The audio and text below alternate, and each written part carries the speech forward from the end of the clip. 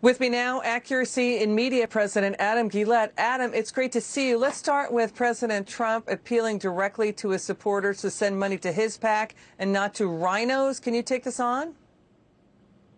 Well, it's a wild situation because it's hard to describe what a rhino is these days. Folks who you wouldn't expect to do good things, like Mitch McConnell, have done wonderful things in the past few years, particularly in judges, and to Mitch McConnell's credit, particularly taking on Trump when Trump wanted an even larger bailout. So what you really should look at before making any donation is, what has the history of this candidate been like? What has the history of this political action committee or organization been like? I think these politicians and groups should only be judged based on what they've actually done rather than what they actually promise people.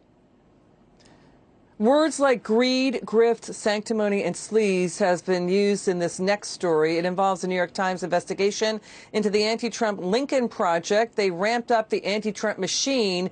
Rick Wilson, Steve Schmidt, Reed Gillen attempted to secretly move millions of dollars in donations out of the nonprofit into Reed Galen's firm. Reportedly $27 million, a third of the fundraising went to Reed Galen's firm that he controlled.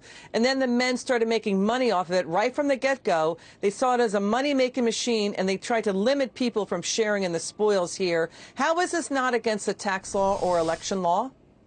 Well, it's absolutely sickening. It surely should be, but I don't think it is. No one who works in the freedom movement is surprised. Some of us have dedicated our lives to advancing small government, liberty, individualism. But we realize that others view it as an industry. They tell people what they want to hear and take advantage of well-intentioned donors to line their pockets. People talk about how former Trump staffers should be blackballed from working in public policy. These Lincoln Project lowlives, they should be blackballed from working in future jobs in public policy.